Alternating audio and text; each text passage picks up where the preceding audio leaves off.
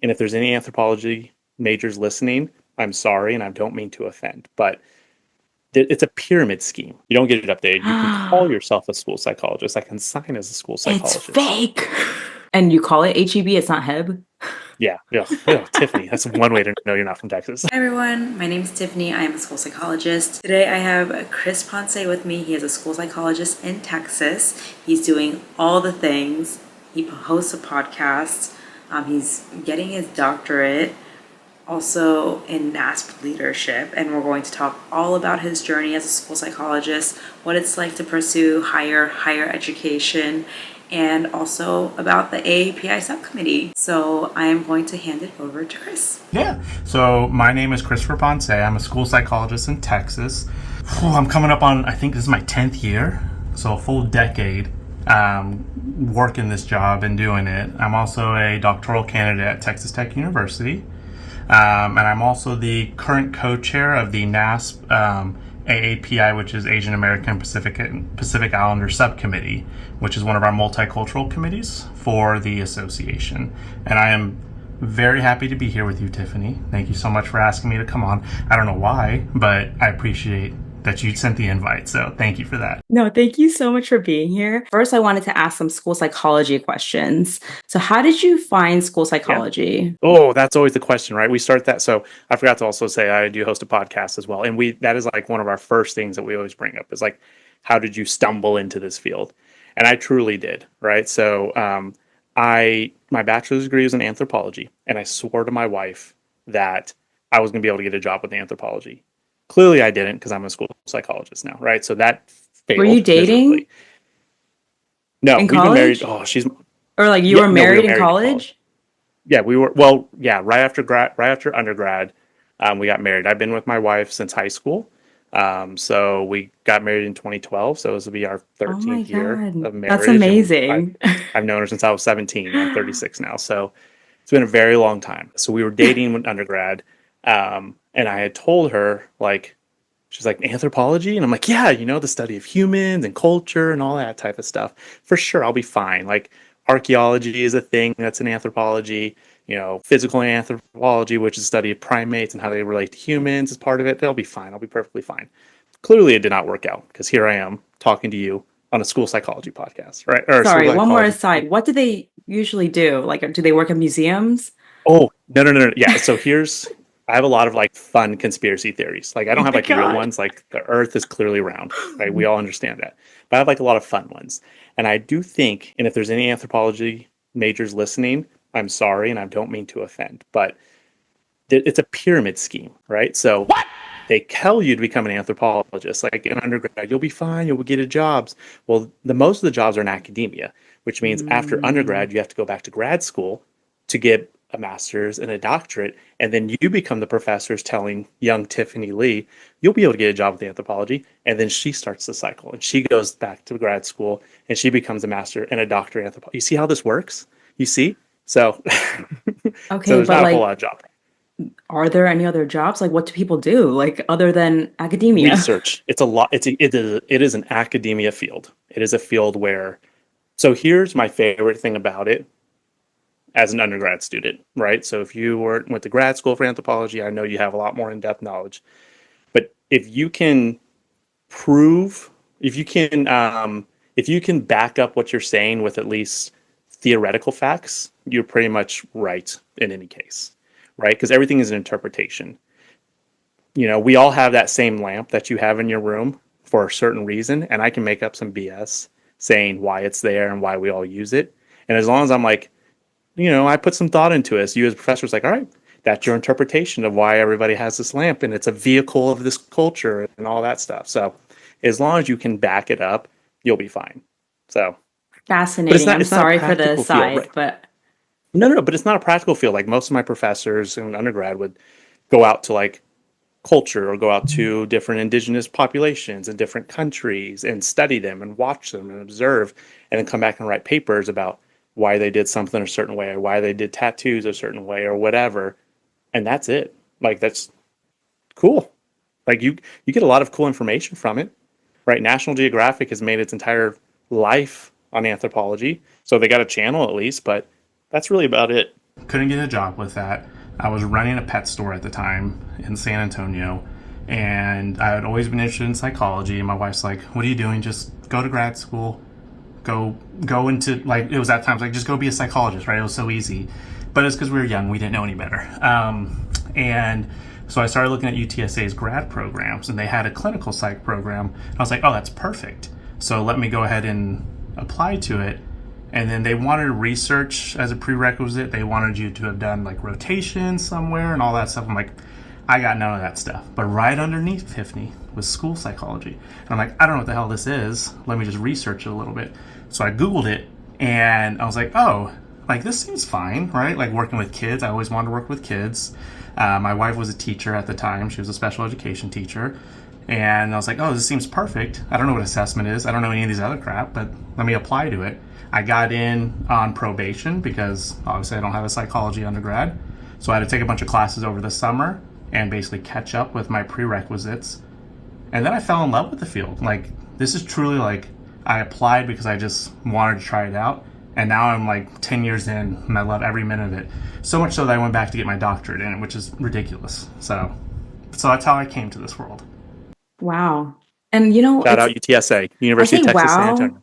But it's not really surprising because a lot of people kind of just stumble into it. Well, I'm sure you have your own story as well, right? About how you just kind of fell over a branch and now you're here. I mean, it's pretty similar. Like, had no idea what it was. Applied, got into a program, and then here we are, right? Mm-hmm. Yeah, now it's paying our bills. Are you currently working as a school psychologist? Yeah, so I work in a school district in Central Texas, and it's got a nice little hybrid type of system to it. So I knock out what I need to knock out, and then if I need to work from home a day of the week, I can do that too. And it's really nice to do some report writing and things like that.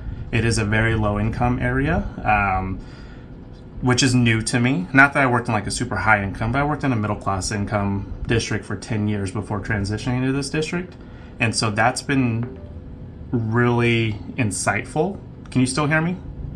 It like cut out for like 2 seconds. Okay. Oh, and my camera switched over. Look at that. It's got the nice camera now. Wait, what? Everything just kicked on.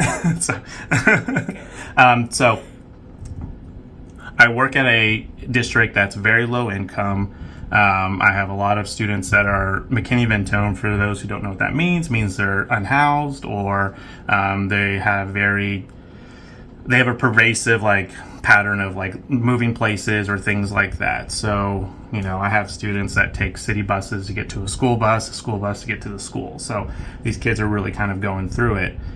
And this was really new to me, and this was a population I hadn't worked with before. So it's been really insightful to kind of work with these students. Yeah.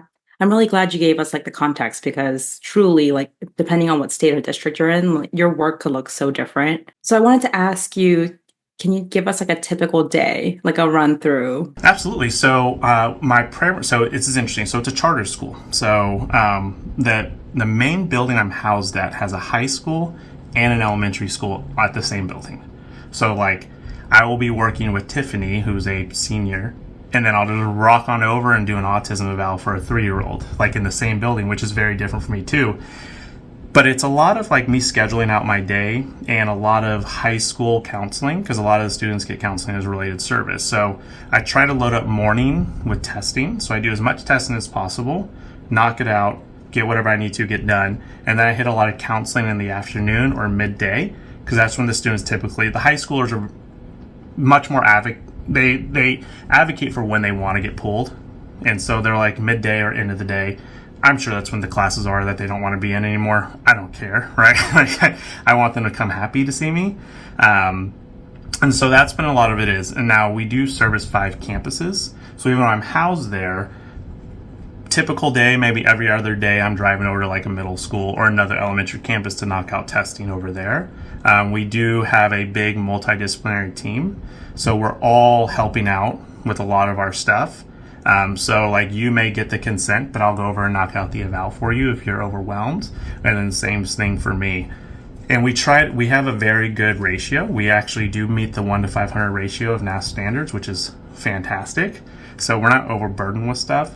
and we have good leads and a great sped director who's like checks in on us weekly, like, let me see your caseload, is it too overwhelming? If so, we'll contract out or we'll get somebody else to pick up some of these cases, so that way you're not stressing out so much about it. And so that's been fantastic too, with, you know, that work-life balance that we're always dealing with as school psychs, because it's hard. I have a strict rule of not bringing work home with me. My wife's a BCBA, so like we both kind of work in similar fields. And so we've been, from early on, we're like, let's try not to work from home. We have 2 kids. We have very young children.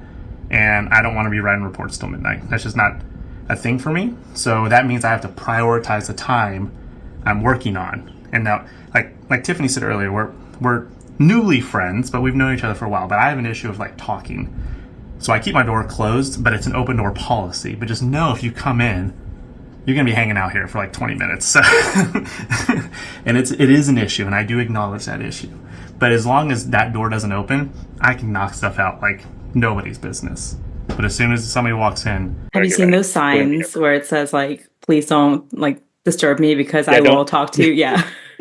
Yeah, that's me. Like if you come in, I'm like, oh, good, computer closed, move everything off the table, and let's chat for a little bit, which is an issue. And I acknowledge that. I know where my shortcomings are. No, we both host damn podcasts. Like we clearly like talking. It's typically a strength, so it's a good thing. Yeah, we'll say that. So what made you pursue like higher education? So there's a couple different things. One, I would say there's 3 different things. So there's a few different things. One is the research aspect of it. As a lot of school psychs in their middle of their years, we just kind of blindly follow stuff, right? Like I gave this test because this is what I always give, things like that. And I really kind of wanted to really understand what I was giving and why I was giving it. And really kind of the minds that I would get that from would be doctoral level stuff. I mean, I could do it on my own, but that's hard. But I didn't have the tools or the skill set to make those types of decisions. The other thing is to just get better at the job, right? There's an experience aspect to it, but if you don't have like a mentor or a peer that's kind of guiding you, you're just kind of winging it and you don't know if you're doing it wrong, right? So going and back and getting a doctorate kind of helped hone those skills a little bit and really kind of helped me focus on certain things like the therapy side of things, like the DBT, like dialectical behavior therapy, things like that to kind of help me work on those. And then the final aspect is the LP licensure. I want to be an LP. It's always been something I've wanted to do. It's not a dream. It's more of like a goal. But to become an LP, you got to be a doctor first. So what is an LP? There we are. A licensed psychologist. It's a doctoral level psychologist in the state of Texas. And most states, this is how you can work privately. But I know there's like other little licenses between like school psych and LP that people can have depending on where you are. Like California has an LEP, Texas has an LPA, things like that. But an LP would like, let's say I graduated, passed my EAPP, and was an LP tomorrow. I could open up my own company and just start it, right? Yeah. And start testing privately and things like that. Yeah. Another thing that's always been kind of the back of my mind is like sports psychology, which is a big brooding field. It's a new budding field. It's really just school psych for athletes. It's working on motivation. It's working on anxiety, creating schedules, things like that. So that might be something I do in my postdoc internship, which you have to do after you graduate. That sounds super cool. I think so. I hope so. Can you imagine like, going you into never it and know. you're like, oof, it's awful. I wanted to ask about your doc program. Is it specifically for school psychology, or are there like other concentrations? No. So yes and no. So my doctorate would be in educational psychology. There's a school psychology track, which is what I'm on. It's at Texas Tech, and Tech has... The reason I chose Tech, the primary reason is because it has a hybrid program, right? It's not an APA accredited program, which if you are from a NASP, if you're from a non-NASP accredited program, you know, it doesn't really change anything post-graduation besides you just have to fill out more paperwork for your licensure. It's the same thing for me, right? I have to fill out more stuff and just basically prove that I did the required credits to become an LP or become a doctor at the end of the day. But it's a program that does not require me to move to a city. I have a family. My wife's got a great job. And also, a lot of programs don't let you work while you're going to the school. I won't name the programs, but they say that up front when you're doing interviews, like, hey, just so you know, you're going to have to quit your job and become like a research assistant or something like that, which, again, family and all that type. And I don't I don't want to put that type of pressure on my wife to be like, hey, I'm going to go chase my dream, but you're going to pay for everything. So bye. Right. Like that's Yeah. not, I don't think that's very fair. But tech allows you to work because they're a hybrid program. I don't have to move up to Lubbock, which is in North Texas. I had to drive up once a month to go to classes. Everything else was asynchronous. And then during the summer, you have to be up there for 2 full weeks for classes as well. But I'm done with all my classes. So right now I'm just doing dissertation and then pre-doc internship underneath an LP in Texas. But yeah, it's a great program. If anybody's interested in tech or anywhere and you can fly to Lubbock once a month, look into the program. It's great. It's great. I mean, yeah, we had people, there was a doc student who was from Oklahoma, which is just north of Texas. So it's not that much different than me coming down from central Texas up there. They just hopped on a plane or drove across the state line real quick and then came back to Lubbock. So it's not surprising. You do what you got to do, right? Yeah, no, for sure. I think that's amazing that they have a hybrid program, like higher education, even grad, like a master's level program. All of that's such a privilege. Yeah, it really is. And then Lubbock prides or Tebic Tech prides itself on like focusing its attention on rural practitioners. Mm. And that helps with the hybrid. So if any of you guys are listening, just pull up a state of Texas real quick. It is huge, right? You have 4 central cities, San Antonio, Houston, Dallas, Austin, which are in central and east Texas. There's a whole west and there's a whole north Texas with very few programs, tech being the big flagship one. So what they do with that hybrid is they pull all these teachers and admin and diagnosticians, educational diagnosticians from the surrounding area, and they are the rock or the flagship for you to drive there, become a school psych, and then go back out to your rural area. They don't expect you to stay in Lubbock. They would love it. Don't get me wrong. They want people to stay there. But we have a city in Texas called Monday, Texas. Have you ever heard of Monday, Texas, Tiffany? No, it Guess what? existed. Children live in Monday, Texas. Those children need to be tested for special education eligibility. And they have an administrator who's phenomenal driving from there to tech. She just got done with her last presentation last week, and now she's going to be the only school psych in the entire city. And now they have somebody to do those things. So it's really a testament to them for being and filling that gap, right? The flip side of that is I'm in San Antonio.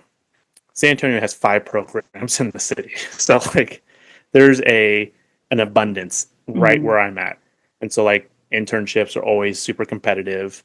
All that jobs are competitive because you have a lot of programs here that are pumping out 15 to 20 school psychs a year, you know, but they got to come Wow. from somewhere, I guess, right? There's a shortage. I don't know if you've heard that, but But you know what's also funny? Like people tell me they're like, it's so hard to find a job in my area. And I'm like, I don't know what to say. I'm like, so you I've might heard have that to too from move. people I in don't other know. states, not where I'm at, but from other states. And I have heard that. I'm like, I want to be sympathetic to that. Yeah. But I'm also like, well, you can always just come to Texas. We have Yeah, plenty of jobs. right. We got some other shit that we're dealing with, like politically. But if you come here, we can get you a job in like less than a month. Don't you worry about that. And if you're bilingual, you'll get a job on the trip over.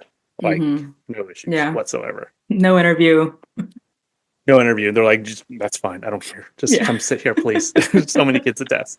And if you like military Right. populations, we got all that stuff in San Antonio. There's like 17 bases in this city. So we got all the Wow. military kids. I feel like this is an advertisement for my city, just so you know. I'm not trying to advertise my city, but that's what I feel like it turned into. I mean, no, I'm interviewing you. So whatever you want to Yeah. promote. Come to San Antonio. I don't know how you do all these like podcasts in the evening with 2 young kids. Plus you're doing your postdoc things and working full time.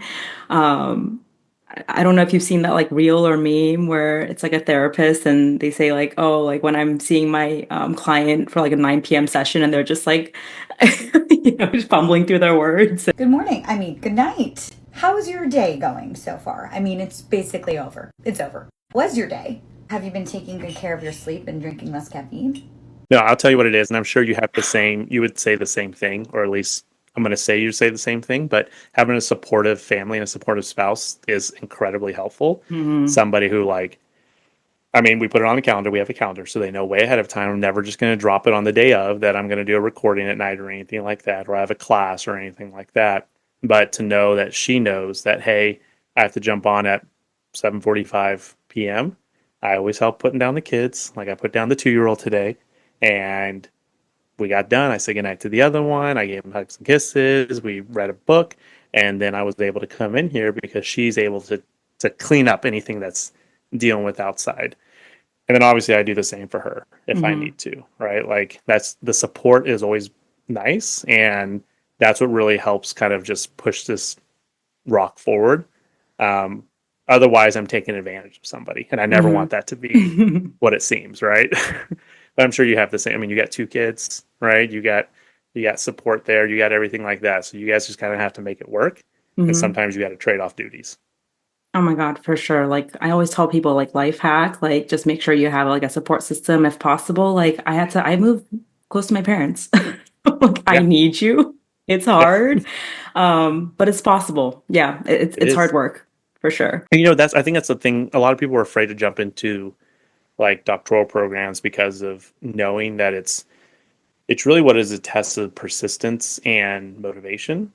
That's really what it is. Because if you're able to get into a program, the professors or the academic people there are assuming because of you been accepted that you can do this stuff. Now the rest of it relies on you, and that just means you got to do the actual stuff, right? Like especially if you're like a veteran school psych, or even if you're doing a school psych program, you've been doing it a couple of years, you can kind of skip that part of it because you know those things. You know assessment, you know all that stuff. It's really just you putting your nose to the ground and just doing the work. But having somebody that can support you and rah you from the sidelines is so helpful, right? And two little kids. Like I have my 5-year-old is always asking, "Are you a doctor yet?" And I'm like, "Shit." Well, I guess that's my motivation. 'Cause how many times I've had to say no. That's all it takes. Yeah, I'm like, "All right, man, I'm working on it." Jeez, it's hard. There's so many pages to read. What is your role as the AAPI Subcommittee co-chair? Did I say that right? Yeah. So it's AAPI. I just recently sent in a request to change it to APIDA, which would be Asian Pacific Islander Desi American, just so that it encompasses all the diverse cultures and ethnicities that really are within our group. So we're still waiting to hear back from that. They have the next board meeting in June, but it is part of the NASP MAC, which is the multicultural committees. And what they are just a bunch of groups that are affinity groups for different associations and ethnicities, because they're not all ethnicities. We do have a child in transition group as well. So those are foster students and things like that. But what we try to do is be a voice for the different groups, subgroups within school psychology in general. I was on the committee, right? It's all volunteer work, right? So you don't get elected to just be part of it. You can just volunteer. So if anybody's listening wants to be a part of it, just email me or message me on Instagram or whatever, and you can just come hang out at our meetings, right? It's not like that big of a deal. But I was part of it for 2 years under Dr. Shruti Swami out of California. And then when she left the position, I applied for the vacancy and I had to go through interviews and I ended up getting the position. And so I'm the co-chair right now. And what we are trying to do is just raise the voice of those within our community through various different means, right? My big goal is community, building community, right? So being vocal, being visible in any which way, right? Whether it's through social media, whether it's through articles, we're working on a couple different articles right now, just so that way we can have a presence. Because I'm just going to say the APIDA group is a minority within school psych, but I don't think we should be silent. I think we need to really kind of let our voices be heard because we do some pretty badass stuff. So, like, let people know that we're doing great stuff, you know? Gosh, fitting the stereotype.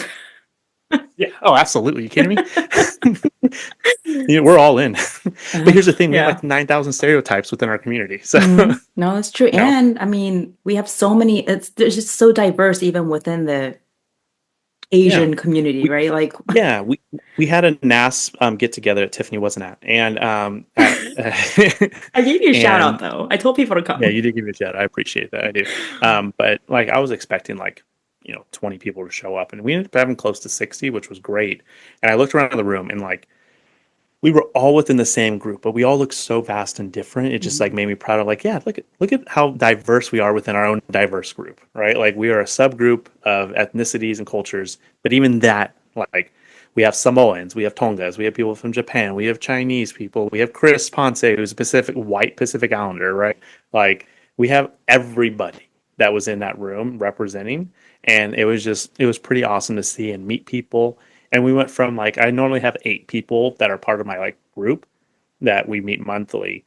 And post meeting, which Tiffany did do, they all gave me their emails. And now we have like 28 people that want to come to these damn things. And it's give me a little bit of anxiety, like trying to schedule our March meeting, because I had to make like a spreadsheet of like when everybody's available, and there's just no way. There's no way I'm gonna be able to Yeah. get everybody. You So, just, but I mean, maybe like you can rotate times. I'm sure you'll find something that works for most people. yeah, but it's like just people wanting to volunteer their time because Hmm. you don't get paid. I don't get paid for Hmm. this, right? Like the best thing I get out of it is a something on my CV and resume, and then I get to go to a leadership meeting in September for NASP, which is pretty cool because it's in Baltimore. They pay for it, and you get to be there with just like the top brass of NASP.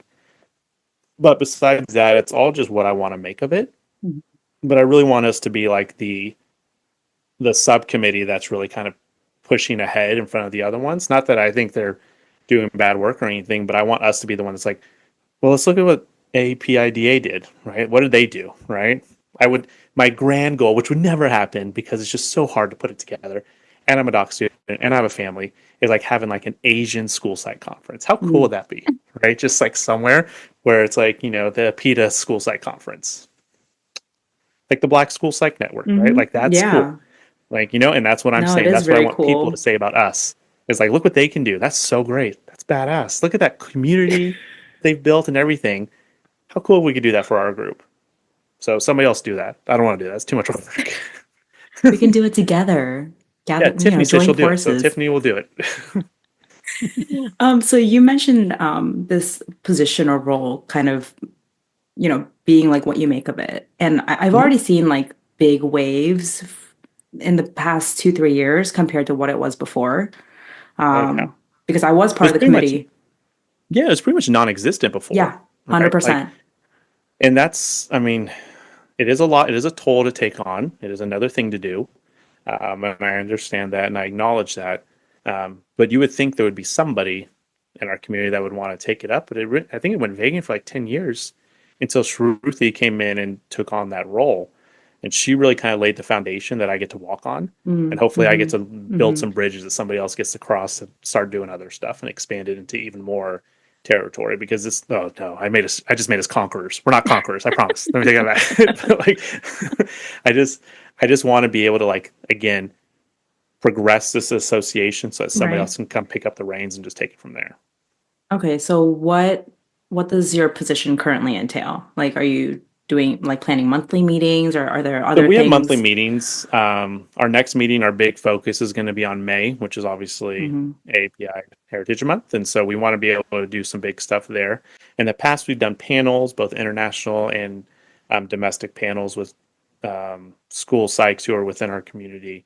The issue is that it's very hard to put together for a national audience. So finding the right time, right? Because all your presenters or your panel is going to be from different states.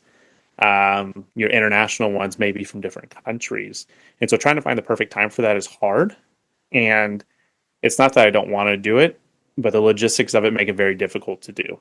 So what we want to try to do instead is just start pumping out material, create resources for our group, do spotlights every single week. We're currently making media lists of like Asian directed or Asian led music or movies or TV shows, things that you don't know about. And they're not just American, right? It's international as well. So that way people can become exposed to more than just what you see every single day, right? And really, it's just kind of the exposure aspect of it is really what we're trying to focus on this year. And then next year, because it's a 2 year term, next year maybe we'll start doing the panels again and stuff like that. If we want to do it again, I think you can ask other people or volunteer other people to help you. It doesn't have to just be you, you know? No, I know. And I have a phenomenal grad student. So every subcommittee has your co-chair and then they have an early career slash graduate student who's part of your team. And mine is Missy Boynton out of Florida. She goes to FSU, I think. And she has been fantastic. She's looking into doc program. So if there's anybody that's listening to this that's a professor, look up Missy Boynton, start getting her now because she is going to be a true leader in this field in the next 5 years. And you don't want to be the one that missed out on her. But she's been very integral to like helping getting a lot of stuff going. We're both writing an article right now about Polynesian students and Hawaiian students, and just understanding kind of the how colonization has affected us and affected our adolescence on the islands and things like that. She's Polynesian as well, so we're she has been helping take a load off my hands. And if you got those really cool pamphlets that we made at NASP, she made those too. So she's fantastic. Wow. She's helped a lot. That's great. I needed so when I did those interviews, right? Like the big thing was I have ideas that I love to throw against the wall, and then I just don't pick them up. Right? They're just there. Yeah. So I needed somebody to like pick them up for me and like run with them and do something with them. And so that was like I interviewed a couple different prospective people, and that was like my big thing is like I need that from you. If we're both idea people, we're just going to talk for a week. Every week we're going to talk, and then nothing's going to get done. Like I need somebody that helps out with that. And so she fit the bill, which has been great. So how can people join and get involved? So you can email me and we'll put my email in the description of this video. That way I don't have to list it off. But I think the easiest way to reach me is through Instagram at TheSchoolPsychGuy. And just message me straight there, and I'll put you on all of our emailing lists and all that type of stuff. I'll send you our interest survey that we have that allows us to kind of get an idea of what you want out of this. So that way we can kind of pair you up or fit you with other people who have similar interests. And that way you can start getting, our meeting notes and all that. I write up meeting notes for every meeting. So if you miss it, you have it. I have a running agenda. It's phenomenal. It's got all that stuff on there. So that way, if you miss something, you can always go back and see what we talked about that day. Impressive. That's great. People have life. And just like the panel, it's very hard to schedule for like 6 different time zones. Yeah. Okay. So with AAPI month quickly approaching, what are some ideas for grad students or current practitioners to celebrate and bring awareness to these communities? So I think if you just kind of just basically just do some research on your own, you can find plenty of resources. Dr. Kavita Atwal out of California, I can't remember which university she works at. She worked with the Psych Foundation, SIKH, to create a giant resource guide that was very much geared towards the Sikh population about students and their perceptions of school and how others treat them. So you can find stuff like that in vast quantities across the internet. The issue is that people aren't pushing them enough. And that's been kind of like what our biggest concern is like you can do a simple Google search or a Google Scholar search and find so many resources, but nobody knows they exist unless you go looking for them. So why can't we just put them in one database? And that's something I'm trying to push with NASP is to have like a web page that's just devoted to like, here are these things. If I need information, I can go to the NASP website, the APIDA page, and find resources after resources after resources. I think the other thing is just advocate for us as well in your local district. I know typically, and depending on where you live, but surprise, surprise, I'm in Texas. There's not a lot of people that look like me. So I'm usually the token one. And so I'll also wear that hat during the month and kind of just spread exposure and let people know about our population and ask things and things like that. And I don't think there's an issue with that to self-advocate, right? I think some people feel uncomfortable doing that, or that they feel like other people aren't going to care, or you're like a burden. Just again with the stereotypes. I think that's inherent in our culture. There's the old saying, the nail that sticks up gets hammered down. But I think it's okay to kind of be that nail sometimes and just let people know what's going on. Yeah. The worst thing that they're going to do is ignore you. Okay, cool, right? But you still got the word out. Somebody may have listened. Somebody may have remembered something. Somebody may actually know you're the school psych in their district now, which is also kind of cool because they might not know who you are. So, like, just be that person and be that rock and be that kind of focal point if you need to. Do a presentation. It doesn't have to be based around Asian, but do a presentation about school psych stuff, but let people know what you're doing, So that way you can be a focal point. You can be visible, and you're not just some invisible person that takes kids and tests them for a little bit and sends them back when they're bad. If you're not part of the APIDA community, how can they do something during May to help celebrate or bring awareness? I mean, simple things, right? You can decorate your door. You can do stuff like that. Like that's just visible, right? Some people don't even know it's that month because we're not a crew that is usually very vocal or stands out or anything like that. But, just wearing a t-shirt, right? decorating your door, doing something little You're like like, that. do anything. Do something. Just do anything. Yeah. Do anything. Share, repost, and share all the stuff that we're going to be posting during the month. It's a good idea. Boom. Yeah. That's a very easy thing to do. Mm-hmm. That requires 2 clicks because you're going to like our stuff first, and then you're going to share it. Where can people find you? I know you mentioned it, I think, a couple times throughout the video, but give us like podcasts, your socials. Yeah. So I'm the only like major like social media I'm on is Instagram. So you can just find me at the School Psych Guy. We have a podcast called The School Collective, which it's me, Amy Shatila, and Brooke Roberts, who are 2 colleagues in Texas. And we just started. I mean, we're like 20 episodes in, but we're really just our biggest thing is just we all like to talk, and we also like to talk a lot. So we decided to just record it and bring people on and just have conversations about things. We just put out an episode with my LP supervisor, Dr. Michael Gomez, who is an expert on trauma for students and children and adolescents. And it is a riveting episode. So if you've ever want to know about trauma, go find us on all the podcast things, the School Collective, and go listen to that. He is eccentric. He is very ADHD, and it is very hard to keep up with him. But man, does he know stuff. I tell you what. A lot of our sessions, like when we do supervision, is like role playing. He'll be like, "All right, Chris, you're gonna act like my student." I'm like, "Oh, okay." Like, and you get into character, and so it's really good stuff. And he's really fantastic. But we've had Dr. Charles Barrett on there. We've had just school psychs from all across the country come on and talk. Can I tell you one more fun conspiracy? Yeah, go ahead. So I think Trader Joe's purposely makes their parking lot smaller so they seem like they're more busy. Oh, 100%. That is not a conspiracy. Yeah, everyone talks about that. I mean, come on. Like, you're like, we have HEB in Texas, which is, to be honest with you, it is gold standard for grocery stores. What is it called? Phenomenal. HEB, initials. Oh, okay. HEB. And you call it HEB, it's not Heb? Yeah. Tiffany, that's one way to know you're not from Texas. HEB, come on. Anyways, but there's Trader Joe's every once in a while. But like a Trader Joe's store could sit in the HEB parking lot. Like, what are we doing here, guys? Clearly, you just want a line outside of your door. I see you. I see you, Trader. Yeah, but like, do you shop there? No, I go to HEB. I go to Heb. I mean, I love my Wegmans. I don't know if you know what Wegmans is. No. No? Okay, well, It's our bougie grocery store.